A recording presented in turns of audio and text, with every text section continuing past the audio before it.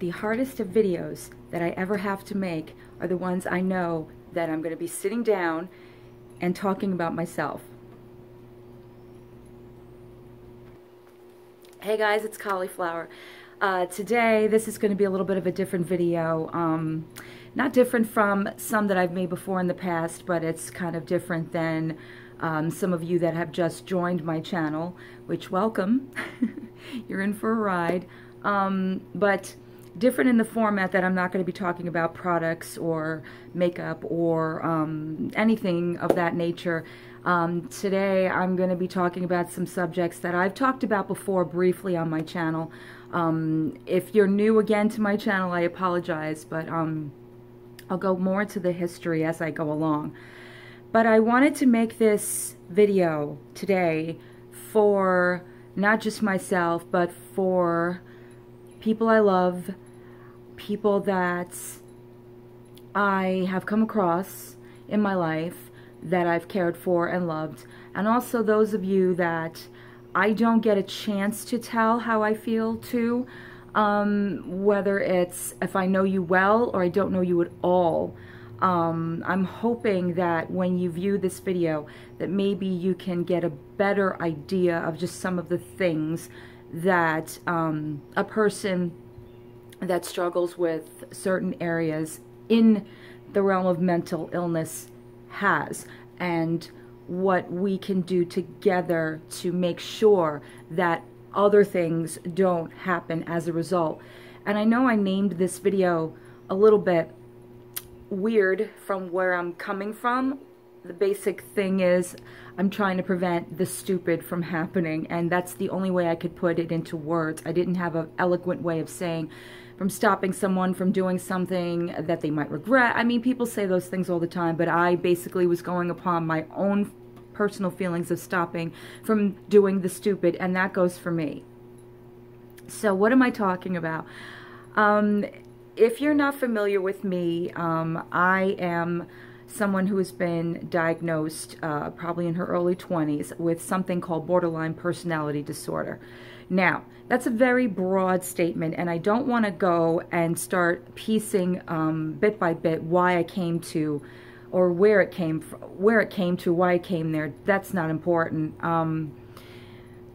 That's something that I was diagnosed with. That is not who I am. That is just something that is a sector of a depression that I've suffered all of my life. I've suffered with depression pretty much since I can remember. Probably the most aware that I became was at the age of 11 when I first tried to silence it.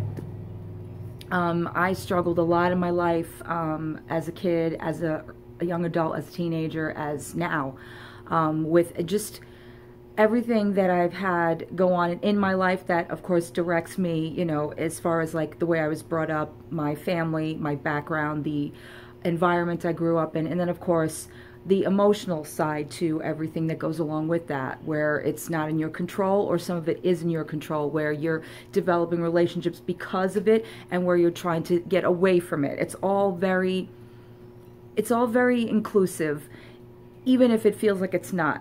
I know that the word borderline doesn't mean equal. It kind of just means on the edge, and I take every word, everything that has to do with mental struggles very seriously. So it's kind of like an integral part of the way I express myself, that I detail everything. And that's where sometimes people have a little bit of a hard time understanding me, because I detail every word, I detail every emotion, and sometimes it can get a little bit confusing. But I am very grateful that I can sit and try to explain sometimes where it will bring me, and sometimes where I will end up doing the exact thing that I don't want to do. And that's hard to admit to, especially when you're like somebody like me, and so many others that I care for, where you feel so much inside and you want to be able to give that to everyone that you care about, because that's normal for you. That's part of your blood. It's part of your makeup. It's part of who you've become. You just want to be that light at the end of the tunnel. You just want to be that integral part of somebody's day that makes them smile or laugh or gives them the solution to their ever ongoing problem.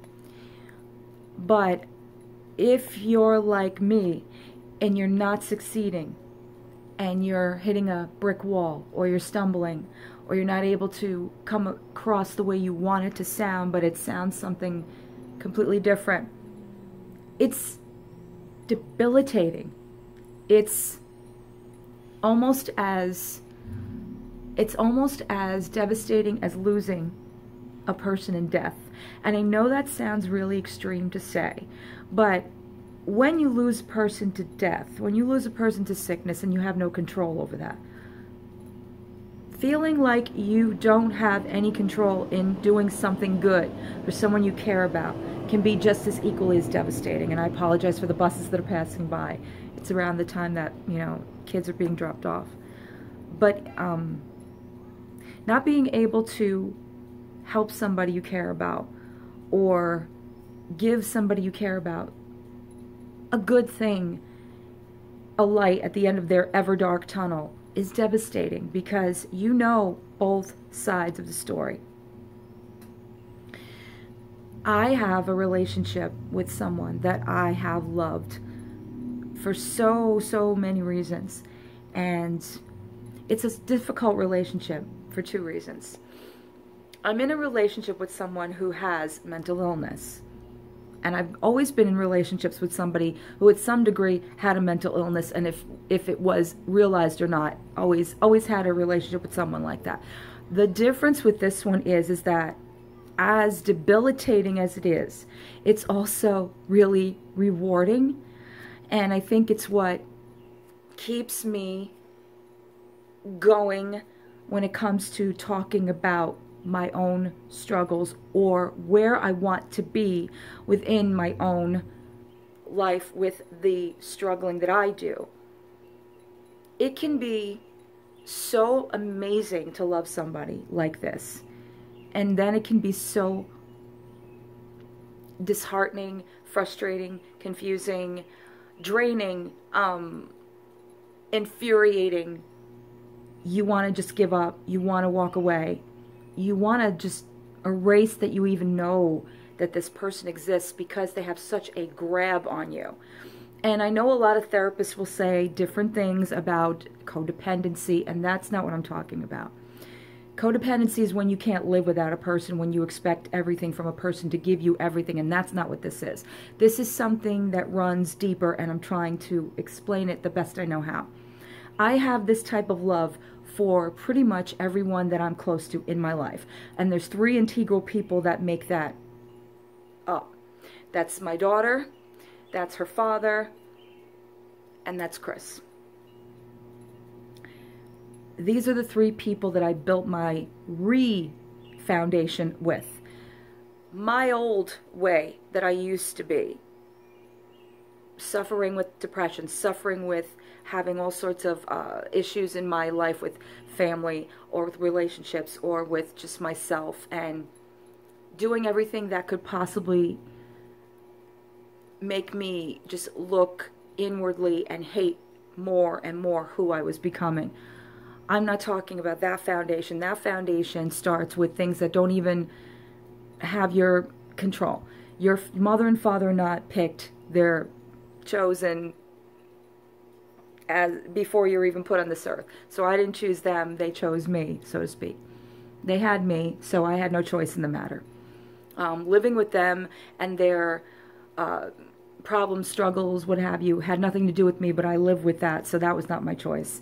Dealing with my mom's alcoholism, that was not my choice. That was just something I had to deal with. Dealing with my dad not being around, abandoning his family, that was not my choice, but that I had to deal with. Dealing with my grandmother taking care of us, and my mom's agoraphobia because she couldn't work or couldn't go out of the house, that was not my choice. That's just the way it ended up being, and therefore that is the foundation that I'm not discussing today. Today it's a different foundation. Today the foundation started with having my daughter. Anything before that was all a result of that other person that I became, and the person that I am now I see as completely different. The person that I am now started as when my daughter was born. And even though the relationship with her father and I was not a stable relationship, was not a relationship that meant for marriage or meant for a deep romantic love for each other, it meant something more than that. It meant a responsibility that turned into a love of becoming a family that would work just on the basis of knowing that you can fight through the worst of yourself to make your life change, to not make the same mistakes, to not make the same repetitive choices that you've made, thinking that it was going to make things different. I went a different way. Instead of running, instead of detaching, instead of going to another relationship, I'm not going to say that I didn't try. I did. I did try to have relationships again. I tried to leave. I tried to mend old relationships to make this one make sense. None of that worked because the relationship I wasn't developing was with myself and who I was going to be from the point of having a daughter and now having to adult for the rest of my life, where I wasn't adulting before. I had always had a level of independence, and I've always survived, and I've always done things to take care of myself, but I wasn't taking care of the real me. Wasn't taking care of me mentally the way I should have been taking care of myself mentally. And I'm not saying therapy, and I'm not saying medication, I'm not saying hospitals or all those things, because I did all those things. What I'm talking about is the main thing that we keep missing about taking care of ourselves, so to speak, the therapists and life coaches and people that, you know, are just eternally happy always tell you, you have to take care of yourself. You have to take care of yourself. And, you know, I say that too, and it's so crazy because when I say it, I know what I'm talking about, but when I hear it to myself, I'm like, do they know what they're talking about? It's so crazy, it's selfish, but I'm not talking about in the way of going to therapy, even though that's part of it, if that's what you choose to do, or taking a medication, or trying a new diet, or getting on an exercise regimen. Those are part of it. But I'm talking about taking care of you internally, where you start to really realize what your major thing is. For me, it's fear. That is something that I live every day of my life. Fear has driven me to where I react and treat others in the form of, I'll only go so far, I'll only give in so much, I'll only give of so much, until something happens or until I see that it's not working. It's not affecting them the way I want it to. And it's a selfish thing to say that you want to affect people in a certain way. You're not even conscious of what that is. You just want to make people happy. You just want to make people feel better about themselves, and you don't care how you do it, whether it makes you look bad or not.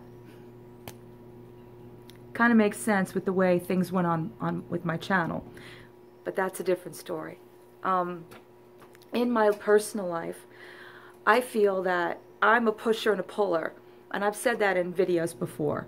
You know, I'm kind of like, I want them so close, but then I'll pull away. But then I want to push them so toward me that they don't see anything else. It's so crazy.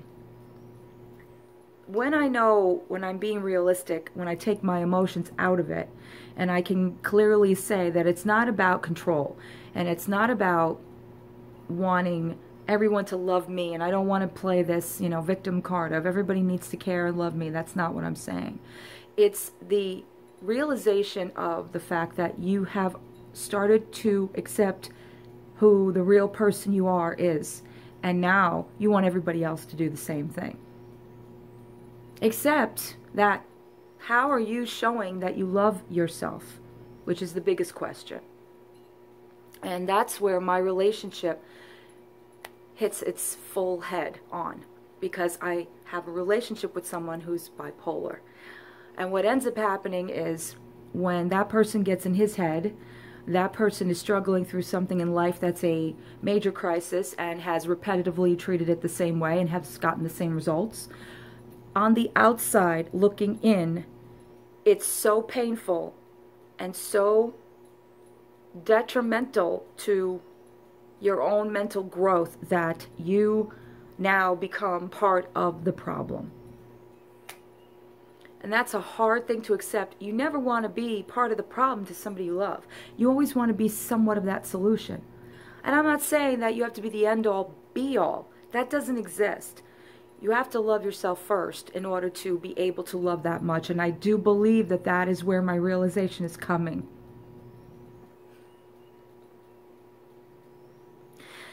Because half my life I did not love this person. Half my life I did not love anything that I did, said, was, didn't. But as I got older, as I went through more things, as I realized some more amazing people that I went through things with, as I had my daughter, life became even more real and even more necessary to realize the very thing that you're running from is always going to be there unless you embrace it. The thing I was running from was loving myself. That wasn't possible. Not because I'm a terrible person, but because I grew up seeing so many people not happy, upset about their own lives, extremely under pressure or under an addiction or under an affliction, whatever it was. And I was always that one that tried to make things better as far back as I can remember.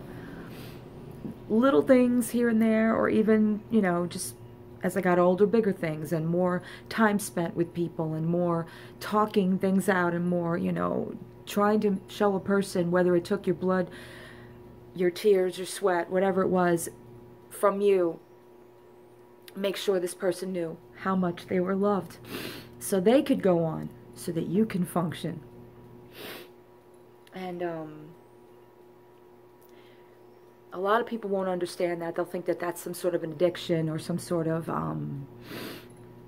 codependency, but it's really not, because I can function without having to help somebody, and I can function without someone needing me in a way where I'm their everything. I don't want to be everybody's everything, but I do want to be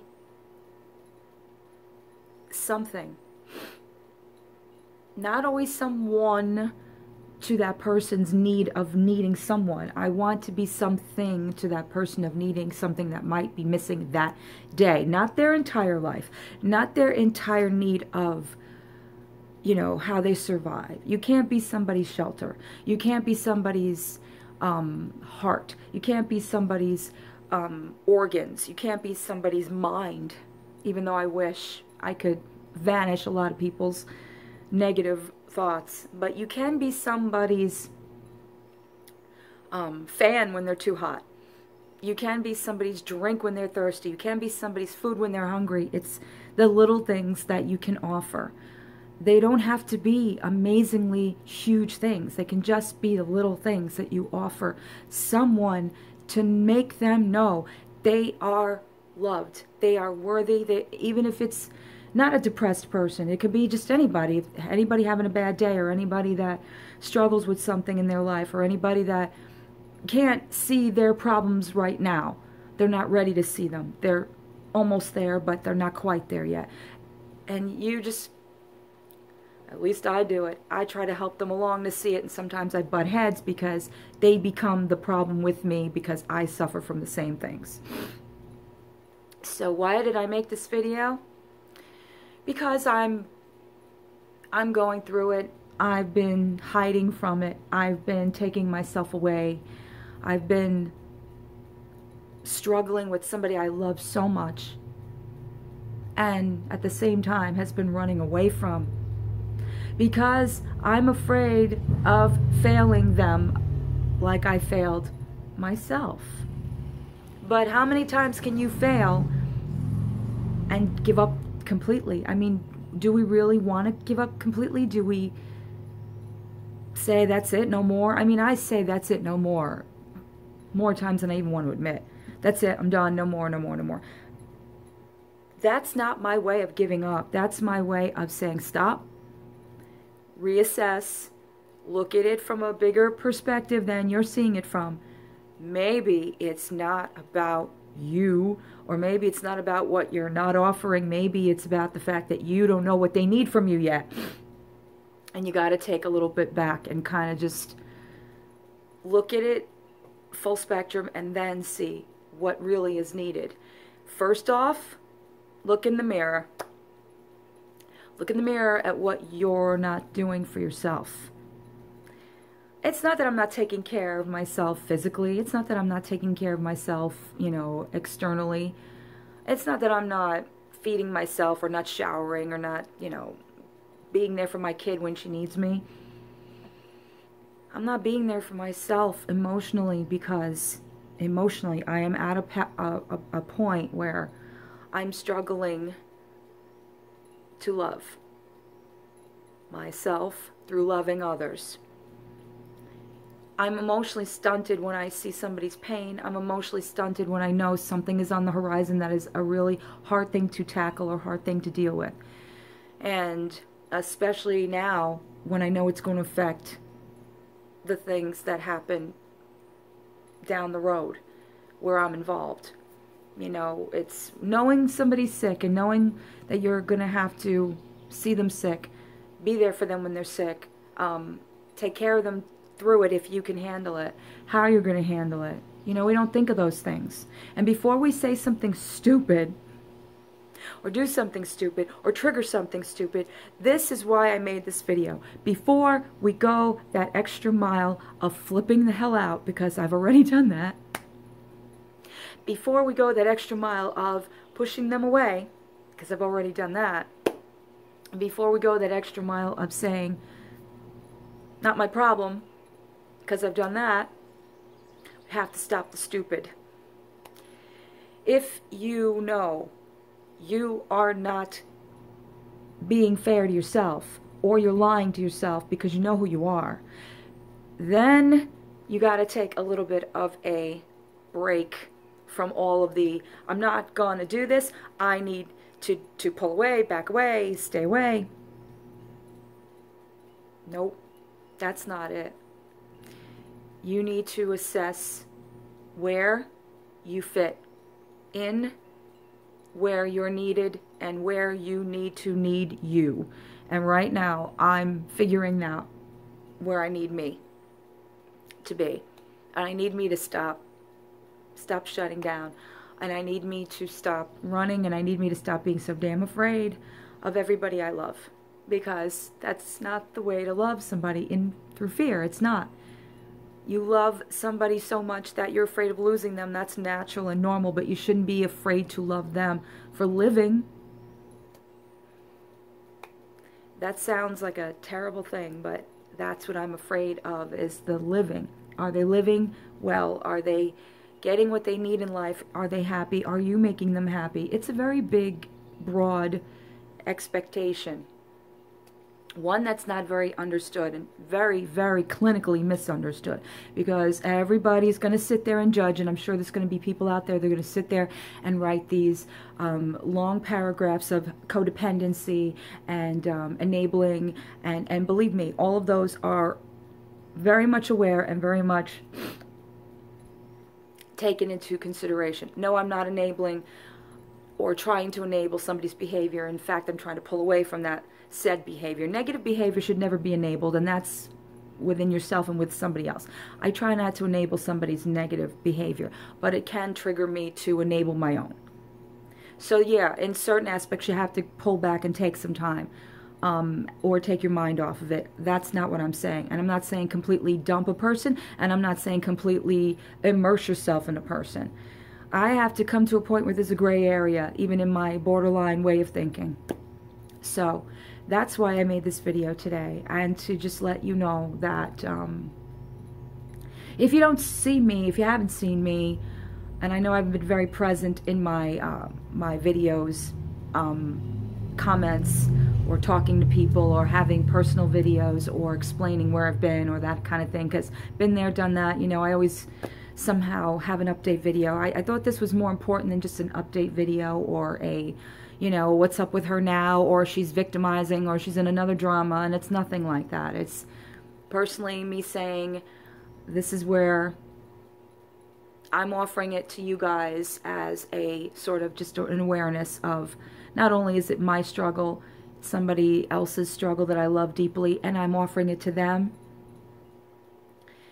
And I'm hoping that they can take something out of this, even though they know me, they hear me constantly, they know I'm this persistent, and they know that I don't give up, even though I say, but I didn't give up, and I'm not walking away, and I'm not pushing anybody out of my life. And yes, of course, I want you there. I wouldn't know what life would be without it, without you. I'm not going to name any names. So with that, I hope that this enlightens some of you. If nothing else, it just gives you something to think about. And I will see you guys soon, and have a great day.